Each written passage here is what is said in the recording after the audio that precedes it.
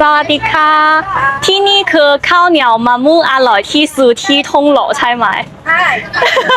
ข้าวเหนียวมะม่วงอร่อยเท่าไหร่คะ เป็นสองราคานะคะ150กับ180ค่ะ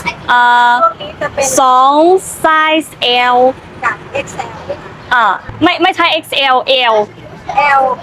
呢間芒果糯米飯咧就喺通樂好出名嘅嗰間網紅店媽娃呢嘅馬路對面。咁其實呢一間芒果糯米飯咧係泰國當地人比較中意食嘅嗰間網紅店咧，應該係遊客為主。其實咧佢嘅地理位置都好方便，BTS 站一落嚟就係啦。咁因為嗰間網紅店咧我都食過嘅，所以我今日就嚟試下呢個係本地人比較中意嘅芒果糯米飯，究竟同嗰間媽娃呢有咩唔同呢？先試下個芒果先。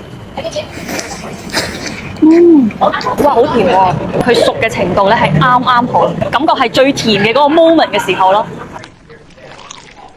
佢嘅糯米飯又係嗰啲好軟腍，佢加咗啲椰漿嘅甜度咧，係對於我哋廣東人中意食太甜嚟講係都啱啱好，所以我覺得佢哋嘅調味咧係幾唔錯嘅，唔怪得本地人比較中意食呢間啦。咁佢入邊咧仲有一個 food court 可以食嘢嘅，泰式燒烤啦、泰式糖水啦，同埋一啲泰國菜。阿來媽。